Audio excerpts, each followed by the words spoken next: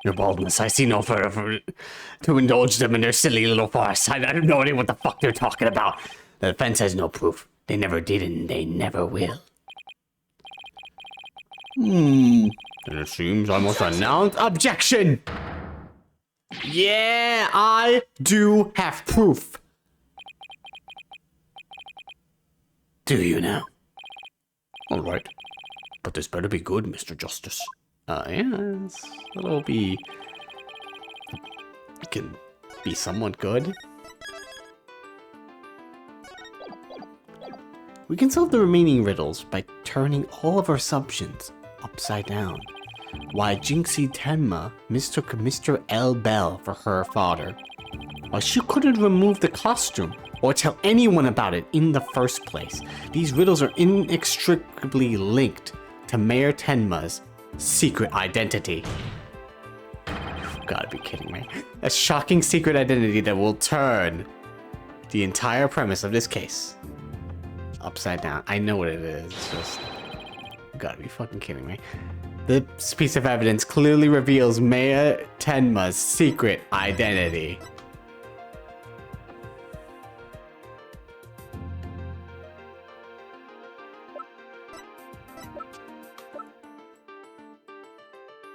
Alright, this one or this one? Take that! What an absolute claptrap! Poppycock! Balderdash! We thought the Alderman was the Amazing Ninetales, and the mayor was Tenma Taro. That's why we believe the mayor killed the Alderman in his lust for a Ninetales veil. And it was the basis for the prosecution's entire case against our client. However, we got the whole thing backwards. Mayor Tenma wasn't Tenma Taro at all. He was the Amazing Ninetales. Oh! What the fuck? You... No, seriously, what the fuck? And from where you derived to such a far-fetched conclusion? Trixie no doubt knew the true identity of the Amazing Ninetales, but she couldn't tell anyone, no matter what. That's why she didn't say it was the Amazing Ninetales she saw passed out.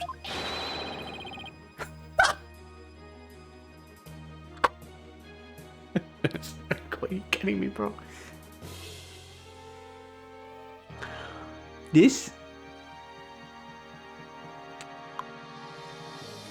is dumb. This isn't... Because she saw, like, oh no, this is my dad. This is the Amazing Ninetales. I can't tell him that it's the Amazing Ninetales. She never took the mask off. Well, she could... She didn't say... Because of the secret. It was the secret. It's like she's still holding onto... This one thing she did not tell us has caused issues for the case. If we knew... Okay. Yeah. Alright. I mean... This reminds me of that Steel Samurai case. The little boy constantly lied and perjured the entire case because it's like, oh, it's he did not lose. He didn't lose. He would never lose. But at least with that one, I kind of get it. But this one's like, this was a big deal.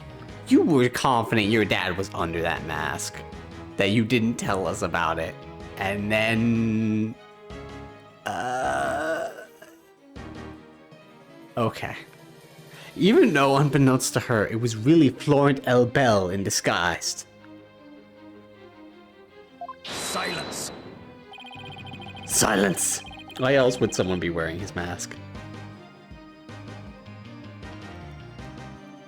That means they took it off of him. If they took it off of him, her dad was about to be arrested. It's like, it could be someone else. And took it off of him.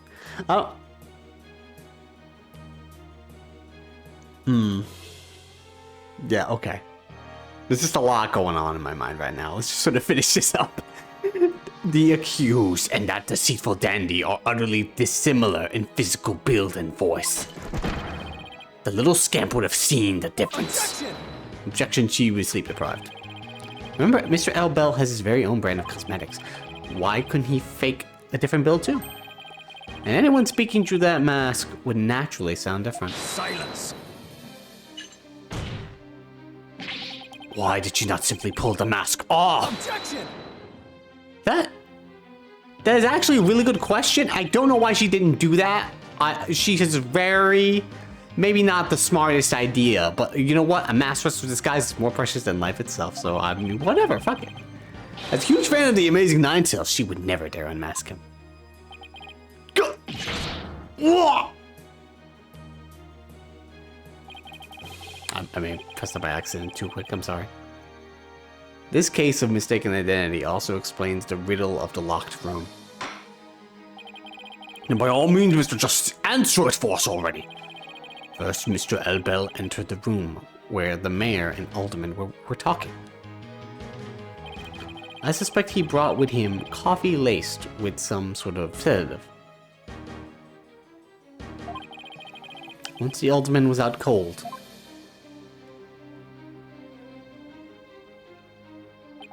that's when Mr. L. Bell killed him. In the animated cutscene, he got blonde hair. That means he also just did this in that room. Like, all right, I'm gonna just make my hair black. Wear the Ninetales helmet. Just put the body in the forbidden chamber. What? As he took the mayor, who he had also drugged, into the forbidden chamber. Then he returned to the fox chamber, slipped into some of the mayor's spare clothes, and completed the disguise by donning the amazing Ninetales' mask. With his entire charade in place, Mr. L. Bell then let out a scream. Scream that led Jinxie Tenma to the scene. If you showed up with a different hair and bulked up, people probably would have thought it was weird. That's true, I guess. You're right. Okay, that one I'll concede. It would be like, oh, I got my different hair. But also, it just in general is like insanity. Like he just then killed the man and then was like, I'm gonna do it now. Like I'm gonna just do it now. Like yeah, this will work. No one will walk in. I guess he locked the door and then he unlocked it once he was ready.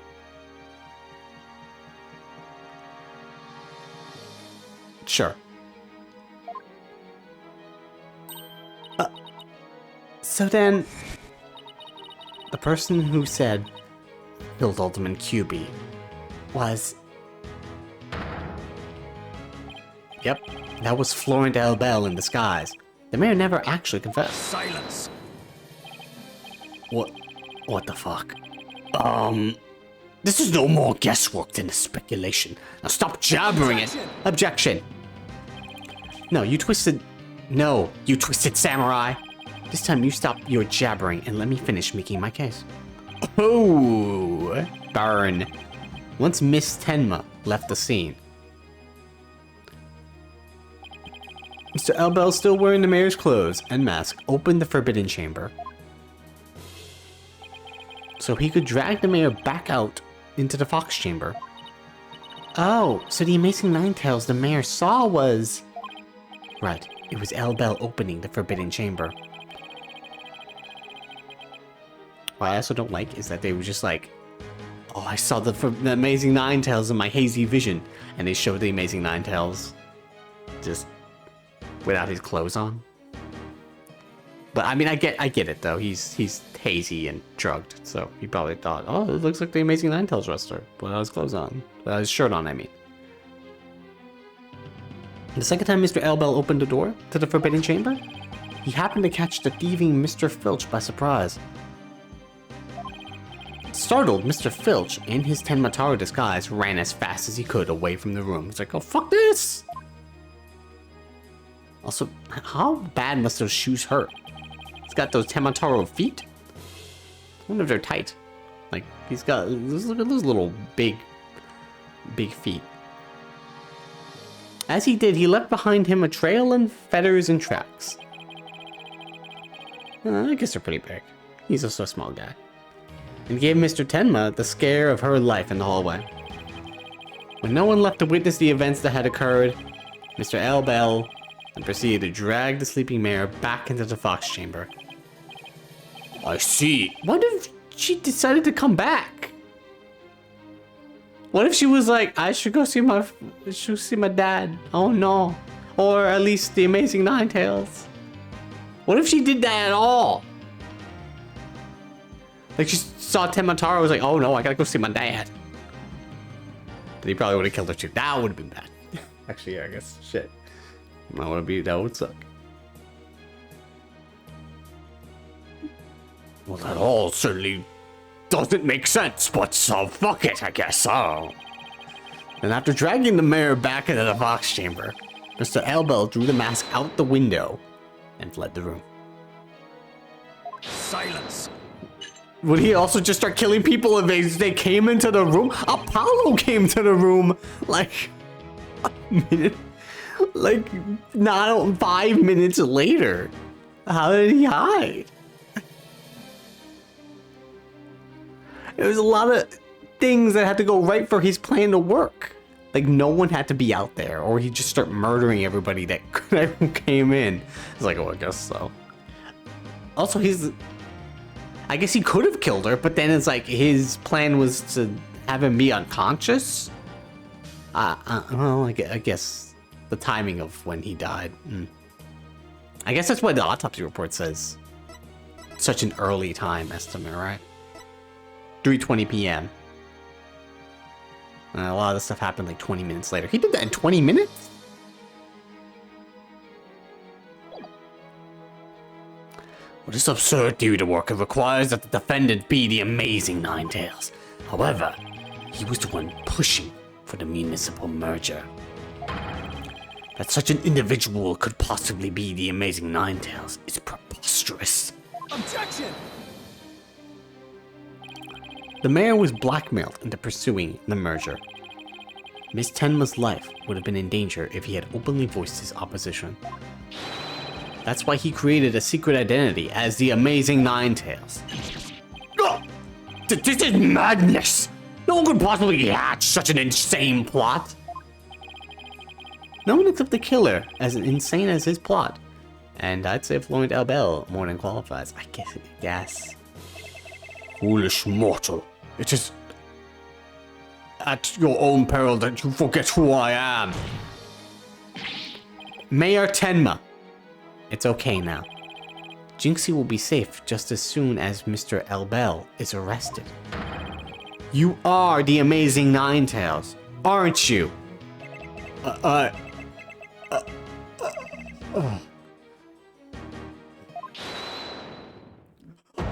it! It's him, isn't it?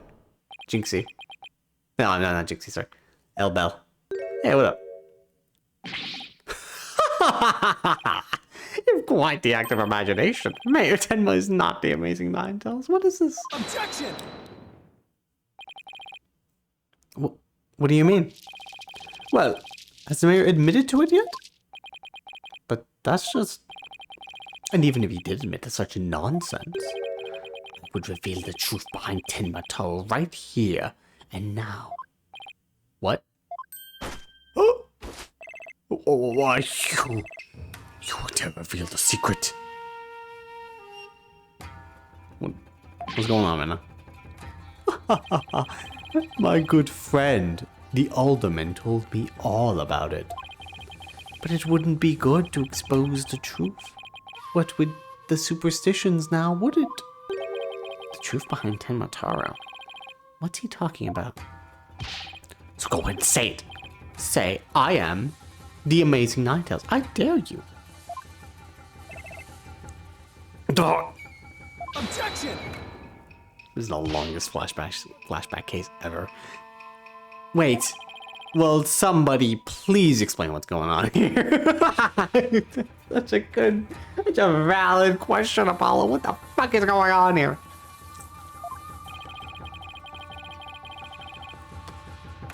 Mayor Tenma will do anything to keep the truth behind Tenmataro a secret. The dark, terrible truth has been kept secret by the village superstitions.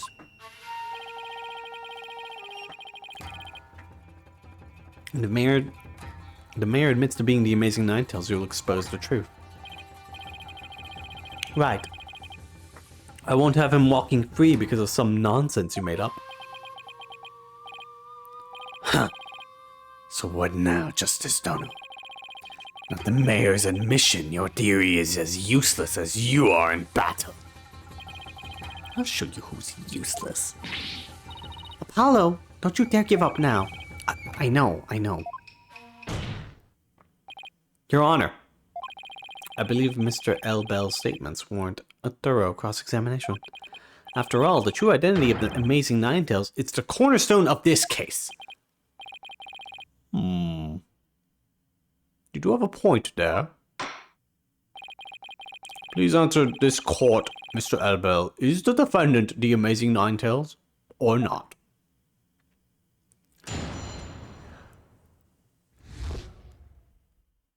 The Ninetales' true identity. The amazing Ninetales' true identity is not Mayor Tenma. The mayor would never admit to such an utter nonsense. But if he did admit to such nonsense, I will expose the truth behind Tenmataro right here and now.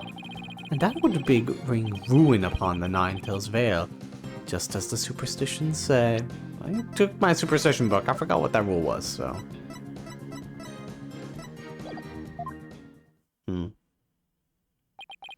Talk about out of the pot and into the fire. At this rate, the mayor will be found guilty for sure.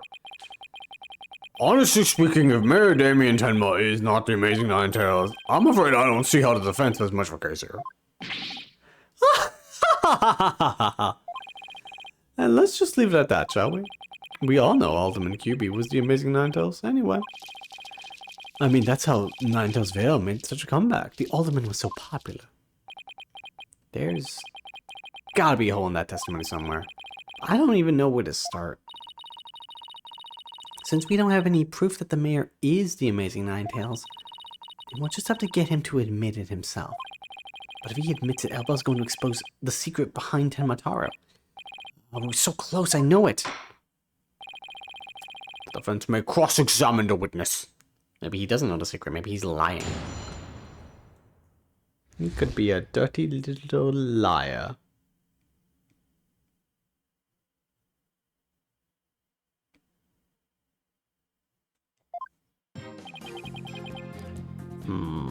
Hold it! Press this, why not? This whole case only makes sense if the mayor is the amazing Ninetales. I know you use this mask to create this illusion of a locked room murder. Silence!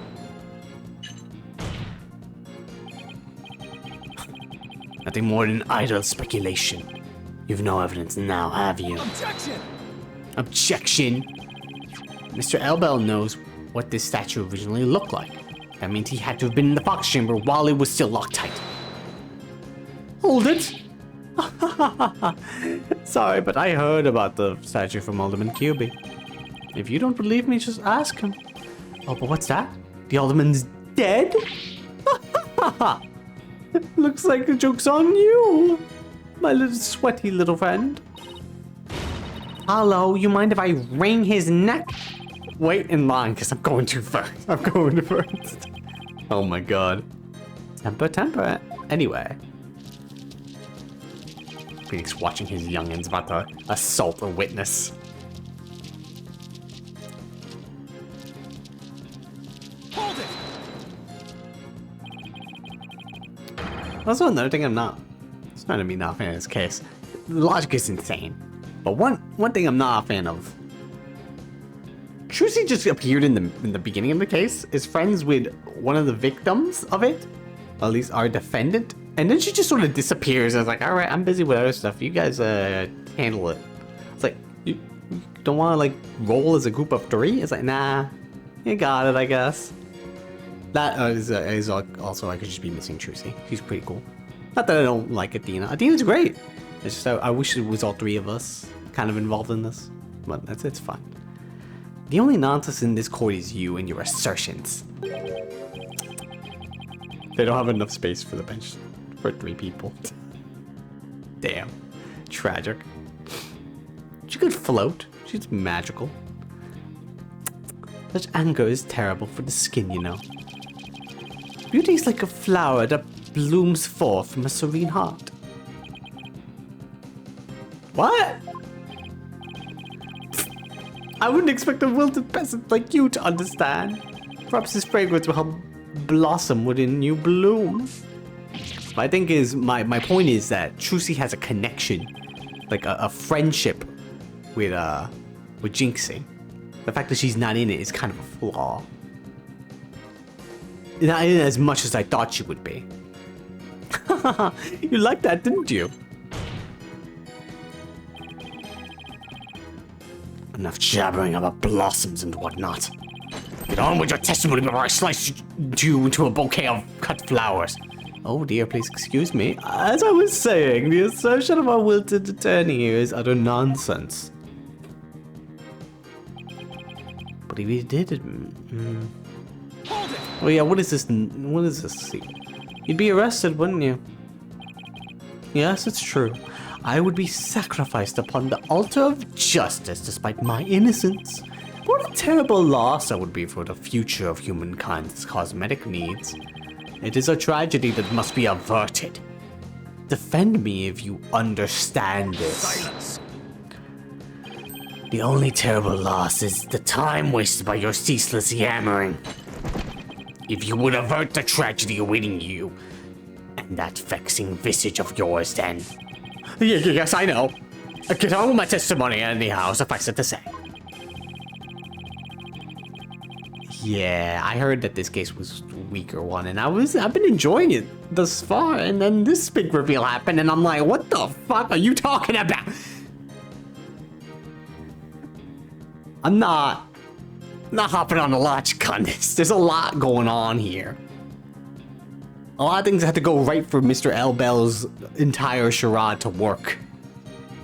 And the logic is, well, L. Bell's an eccentric man, so that's why he came up with an eccentric idea. I'm like, have you seen some of the other people you've accused? They're all a little eccentric, and they haven't come up with anything this wild.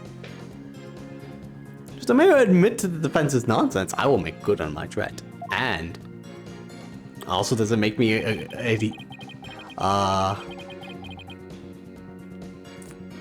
sympathize with Jinxie if she was like, yeah, I'm gonna just sort of lie about this big thing. It's like, what? You're gonna lie about the biggest thing that could have helped your dad? Are you insane? It's a lot. I get it though. She's like pro wrestlers. The mask. Hold it! And just how did you learn of this so-called truth behind Temataro? Alderman QB told me all about it. The secret of the Forbidden Chamber and the truth behind Temataro. Why would he share secrets like that with you, Mr. Elbow? Because of the Alderman's wife. I was looking after her while she was hospitalized.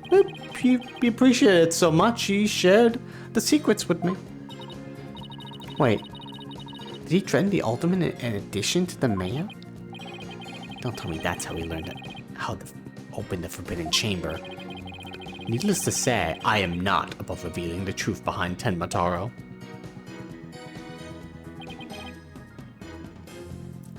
Hold it! Do not gaze upon Tenmataro. Do not tell others if you see him. Is that what the village's superstitions say? Exactly. Telling others what Tenmataro looks like would reveal the truth. That's why the superstitions were written down in the first place. And ruin coming to the village if you free him. Is that a warning to not expose the truth? Bingo! And that truth is, Tenmataro is a great greed-inspiring fortune. That's what the whole battle over Ninetales Vale is about. Tenmataro is a great fortune? Come to think of it. Only that it's the greatest get-rich-quick chance in the universe. Grandpappy told me all about it. Said there's an amazing treasure in there. Could Tenmataro actually be the Forbidden Chamber treasure? Telling the villagers that Tenmataro is a terrifying yokai is what has scared them away from the Forbidden Chamber and the treasure within. That's how the treasure has been kept secret all this time. Well, it seems our ace attorney has uncovered a truth that must not be revealed. Mayor Tenma looks like he wants to keep the truth hidden as much as I do. Tragedy is doomed to repeat itself as long as Tenmataro exists. That's why the secret must be protected. As long as Tenmataro exists, huh? Oh. Mr. Abel, please add that statement to your testimony. Tragedy is doomed to repeat as long as Tenmataro exists. But it was already stolen, wasn't it? I think it's gone now. So he's... And he has something to do with certain thief. Please... Objection! Objection. It's not there anymore. Mr. Elbel, what if Tenmataro no longer existed? Revealing the truth would no longer be an issue, would it? If Tenmataro no longer existed? What on earth are you talking about? Oh, apparently you haven't heard. Tenmataro no longer exists. But I guess you didn't get to do a thorough search after the key was taken from you. Because when we searched the Forbidden Chamber, there wasn't any treasure there. Really? Well, maybe you weren't looking in the right place. Sorry, but I have proof that Tenmataro no longer exists. Take a look at this figure. What do we have here? Looks like some sort of creature, like a golem. We found this in the Forbidden Chamber. It's an Azuki Kozo figure. The great thief, Azuki Kozo, used to leave them at the scene of his crimes. Are you suggesting that the Tenmataro has been stolen? Yep. Phineas Filch's grandfather, a master thief, was the culprit. But that hideous, moronic caretaker's grandfather, no less. My beautiful golden Tenmataro. The greed inspired by Tenmataro can no longer bring ruin upon Ninetales Vale. Is that right, Mayor Tenma? The root of tragedy would indeed seem to be gone. In fact, I now recall the alderman revealing the secret to me on the day of our meeting. He must have been speaking of Tenmataro, for he said to me, the gold ingot was gone. The gold ingot? You mean the treasure that Tenmataro's true form? Call if you will the scroll in the Forbidden Chamber. Tenmataro is the yellowish object shown in there. Oh, that thing, yeah. The giant gold ingot that was my nomadic ancestors bestowed upon Ninetales Vale. In return for that gold, my ancestors did receive from Ninetales Vale land that would become Tenmatown. But drive the villagers mad with greed did that great fortune. Bitter was their greed-fueled battle. It was as if they were possessed. My ancestors' gold became as a curse upon their village, a curse of ruin. Thus it was that the yokai Tenmataro came to be. Oh, nice little legend. Well, that's good neat, at least. So Tenmataro and the village superstitions were merely fairy tales to scare people away. Huh. Fairy tale or not, Tenmataro made quite the mess of things. Yes, indeed. But there is no greater monster than mortal man's lust for gold. Well, you know what they say. The love of money is the root of all evil. Yeah. My ancestor did bring a terrible thing here to Ninetales Vale. A thing so terrible that Tenmataro, a monster, just as terrible, had to be created to keep it a secret.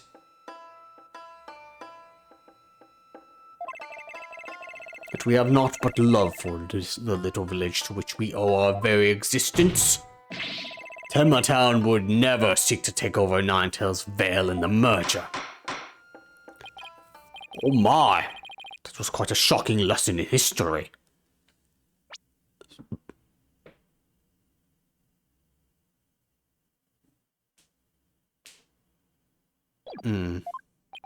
Mr. Mayor, now that we know Tenma Taro no longer exists, are you ready to admit your secret? You are the Amazing Ninetales, aren't you? Hold it! No! Don't do it! Please, no!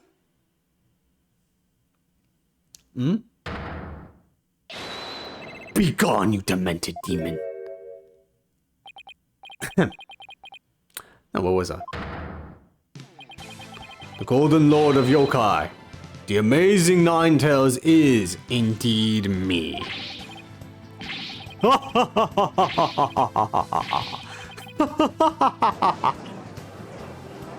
Well, there he is. And that means Jinxie. Jinxie, you lied. Yes. The man wearing the mayor's clothes, who you saw collapse in the Fox Chamber, was he wearing the Amazing Ninetales mask? Aha! That's what made me think it was Papa. He said he was going to reveal his secret identity to Alderman QB that day. So it really wasn't Papa I saw there, was it?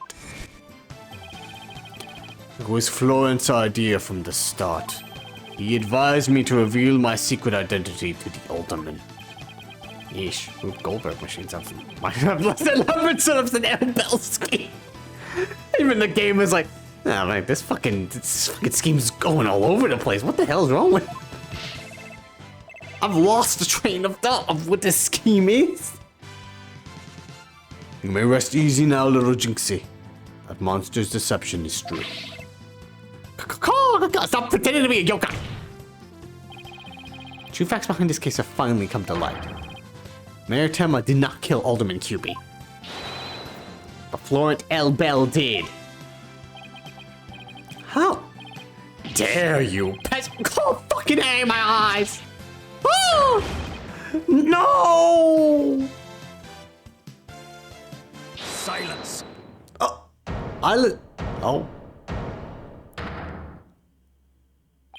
Silence. Justice, Donald. You should at least have a real blade in your hands if you desire to cross swords with me. Or have you mistaken this battlefield for a training ground? What's this guy want now? I thought this case would be very short. It's turned out to be fucking long. What the hell? Evidence is like a razor-sharp blade that cuts through bone as though it were butter. But you have only blind guesses. A dull blade incapable of cutting even cake. I could go for some cake. Not now. Oh, as you dare, Mr. Justice. After all, evidence is everything in the court of law. But we have confessions. That's right. Let me see some evidence. Of course, a perfect being like me wouldn't leave any incriminating evidence behind. This is the final battle. Just a samurai must live and die by the sword. You will live or die by the evidence you hold. My swift blade of judgment awaits. Now present your conclusive evidence, or don't you have any? Oh, crud. Do I have evidence? Nah, we're gone. No, of course I do. I have evidence. Evidence. Oh, I have evidence. You do? Of course! It's just that the conclusive evidence we need too. Dina, please roll with me on this. Support me right now. I'm going to finally prove Mayor Tenma innocent. Here comes justice. Oh, brain blast! What the fuck is happening? Let's review the facts. Oh, that's pretty cool.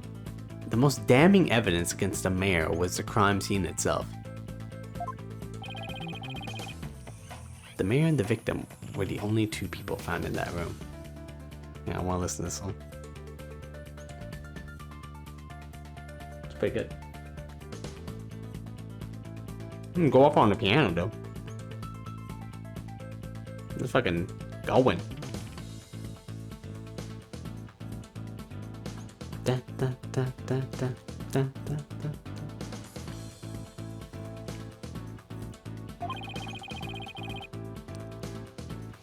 Also, we all thought that Elderman was killed because he was the Amazing Ninetales. But as we know now, of course we were way off. Amazing Ninetales is really Mayor Damien Tenma. That's why when his daughter Jinxie saw the Amazing Ninetales collapse at the scene, she mistook him for her father. Those are the facts that we have revealed. However, Mr. Albell asserts that he did not leave any evidence at the scene of the crime. But he didn't say anything about evidence outside the crime scene.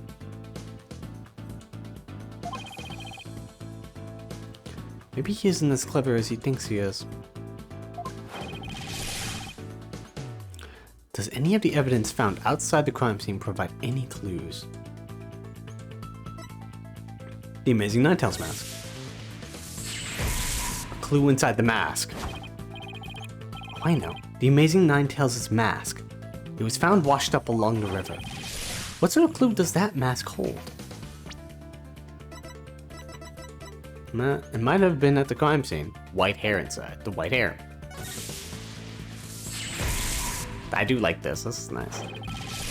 What about the hair left in the mask? Who does it belong to?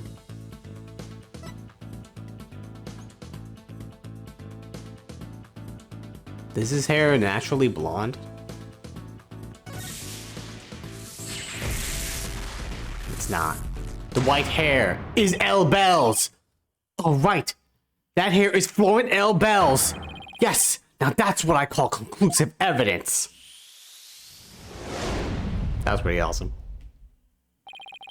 Well, Mr. Justice, do you have any conclusive evidence to present to this court? Yes, of course I do. Observe this mask, if you will. That mask? How is that conclusive evidence? It's not the mask itself, but the white hair inside it. We originally thought it belonged to Alderman Rex Cubey. Yes, but the Amazing Ninetales, as we now know, is Mayor Tenma, so... That is correct. So the question is, whose hair could this be? And the answer to that is the last person to have worn it before it was discarded. That would be you, Mr. Florent L. Bell. What are you talking about? I never had hideous white hair like that! Silence. It would appear your coup de grace failed to hit its mark. This freakish fop is not the white hair type. Is he though? Isn't he though? He's busy being one ludicrously garish color or another. Objection. Objection. So now I think about it. She changed his... I just realized. He's changing his hair so much. I forgot that he changed his hair from green to yellow. No, Prosecutor Blackwell, it's you who has made a fatal error. What? Remember when this mask was found? It washed up by the side of the river. With that in mind, the last piece of evidence will solve all the remaining riddles. He dyed his hair white that day? Is that what it is? Hair color that washes out with water. All right. No, he does have white hair. It's just that it washed out with the water. Take that. No, that's... Ooh, this did you in, buddy. The one, I knew that this would do you in. You giving me that one clue that would do you in. That's pretty poetic. What is that? This is Mr. L. Bell's own private brand of hair color. It washes out with just water. The court will also recall that the Amazing Ninetales' mask washed up along the side of the village river with white hair inside it. What's this? Are you saying that preening peacock's hair color is... Yes, that's exactly what I'm saying. Mr. Elbel's hair color is a freaky work of fiction. But thanks to the river flowing through the Ninetales Vale, we now have a real-life expose. The white hair in this mask is conclusive evidence proving you're the killer. A DNA test is all we need to prove it. And we both know we'll get a match. Admit it! Florent L. Bell, you were the one who killed Alderman Rex Cuby!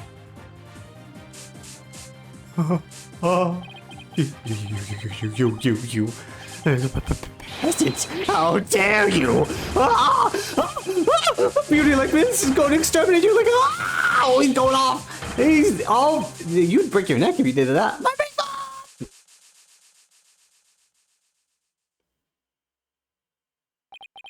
Is he okay? Oh, there it is. He sweated out his makeup.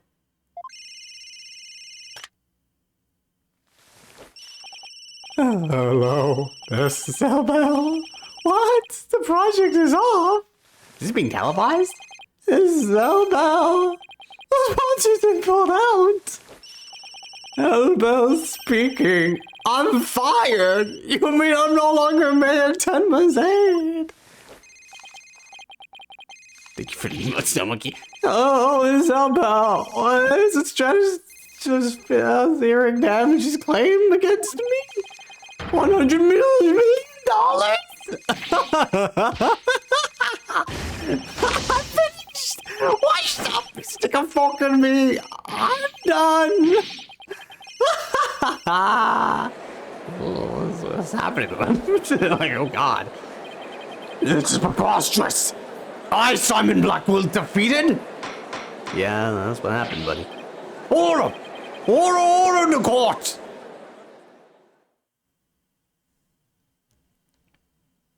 That was a pretty good breakdown. Well, this is quite the unexpected outcome. I must hand it to you, Mr. Justice. You really turned this case on its head. Just like the other lawyer. Oh, what was his name? Nick Wright, yes. It's actually Phoenix, sir. Wait, that was a compliment, right? Yeah, he turns cases on their head so many times. Prosecutor Blackwell, what have you done with Florent Elbel? The defaced man has withered like a flower without water. One of the officers is currently tending to him with a sprinkler. Didn't that just wash even more of his makeup off? Allow me to explain the actions of the guilty party in detail. The motive, of course, was to steal the gold ingot known as Tenma Taro.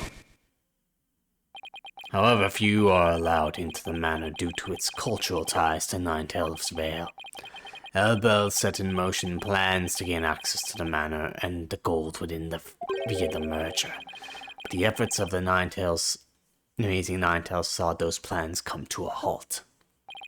And thus Elbel murdered the alderman and attempted to pin the blame on Mayor Tenma.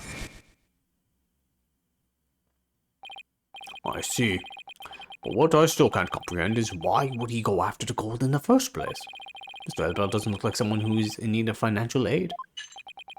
Elbel had hid his past well, much like he hid his beauty with makeup. He's mired in debt. That due to pouring money into brand only he could love. Which is why he sought the gold with such voracity. Too bad for him. Someone else had gotten to it first anyway. So his plans would have been ruined. Even if he did succeed. I see. Very well then. I believe it's time we declared a verdict. This court finds the defendant, Damien Tenma, not guilty! Yay! Confetti!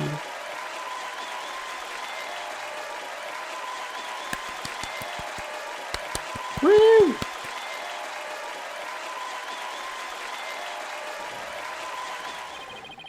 Court is adjourned. What the fuck was that?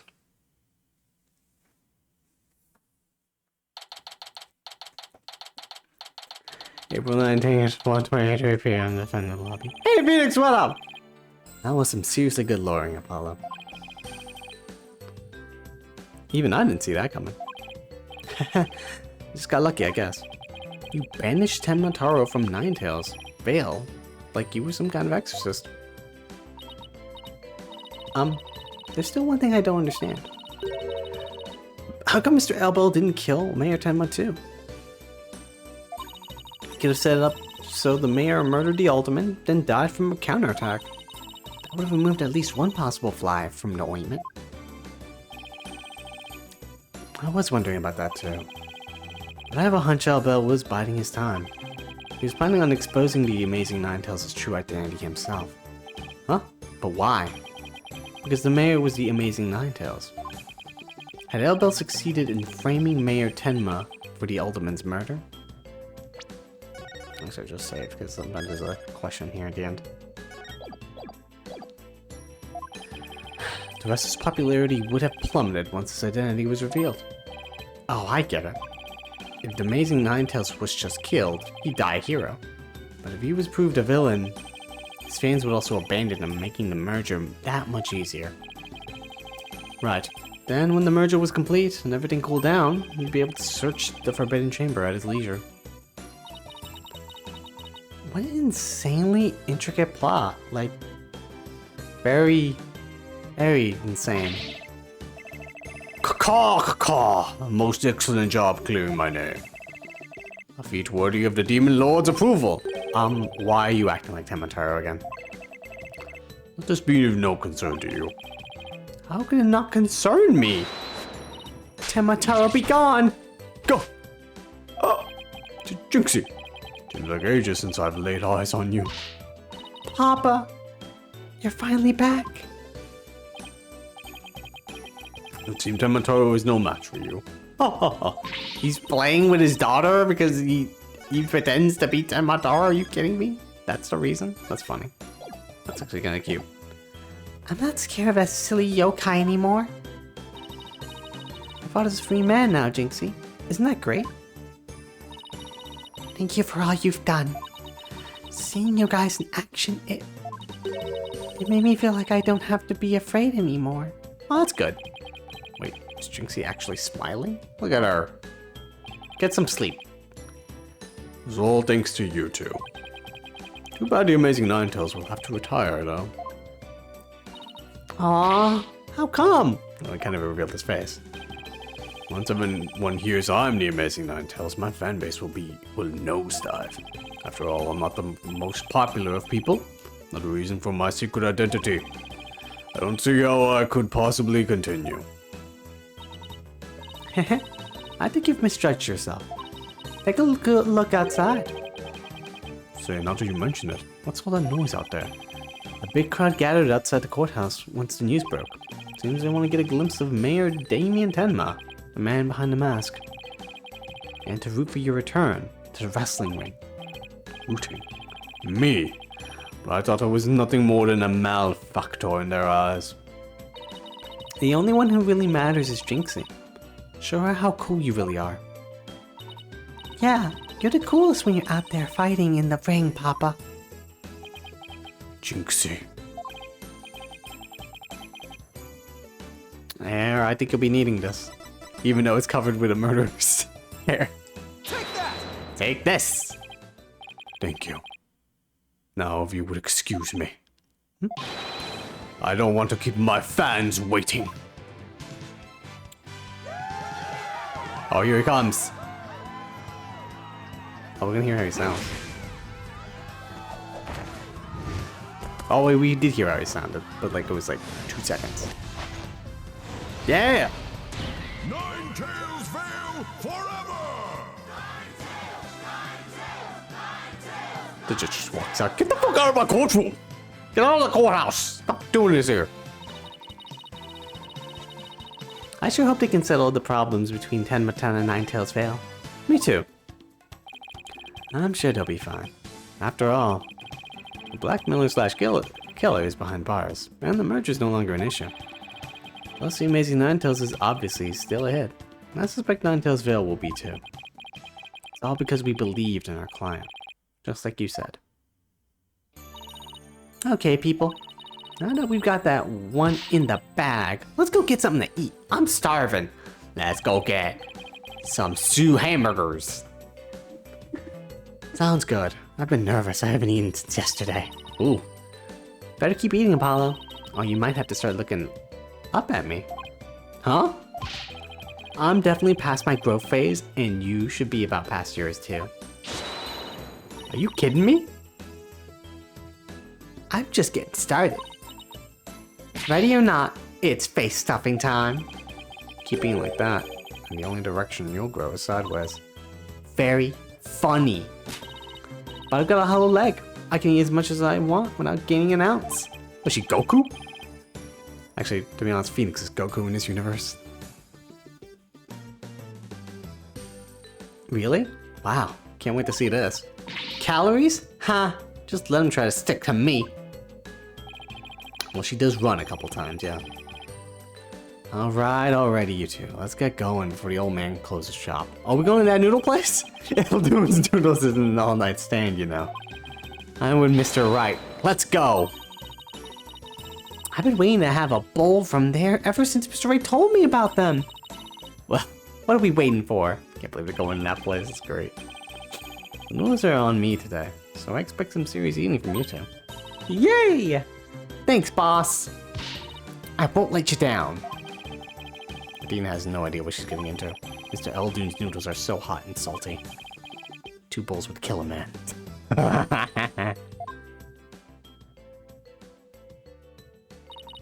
That was our first case together. I almost forgot this was a flashback.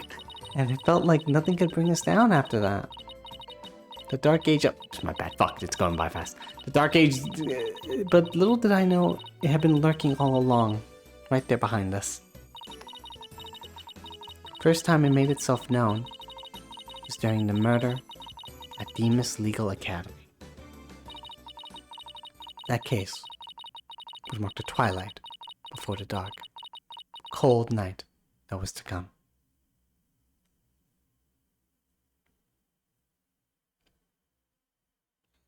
And that is it. That was a longer case than expected.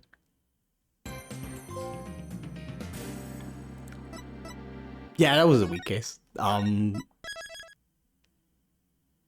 know. There's a lot of problems with it.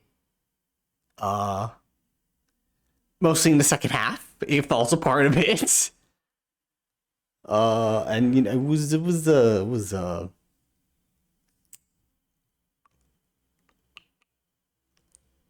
yeah, the plan's a convoluted mess. Like, I get that the guy is insane, but like, it's just a lot to sort of deal with.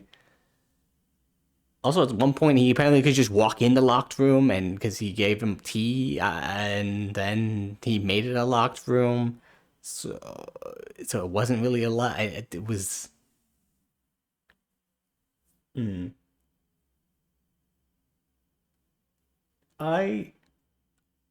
I do think there was a lot of good moments. I think the fact that Jinxie was like, I'm not gonna tell you that my dad was wearing a mask because of the wrestler code is a bit of a not great of an idea. I'm not a fan of that twist of it doesn't really endear me to that character as much as I kind of did. It also doesn't help that she had that one note joke of constantly putting the paper on me. I mean, she's okay. It's so weird. It's such a it's a big kiss.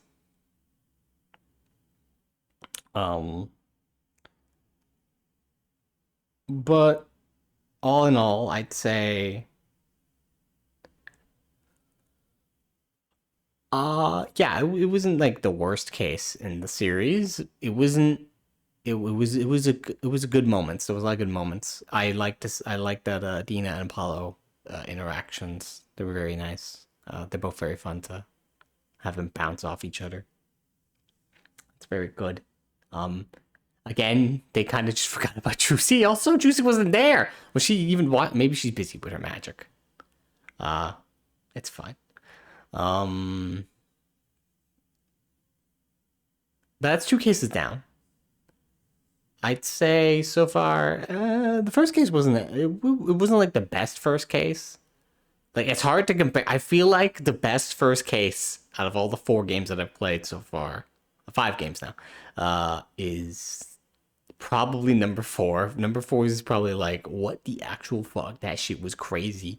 I don't think anything could top that. So trying to compare anything to that is kind of insane. But it's unfair.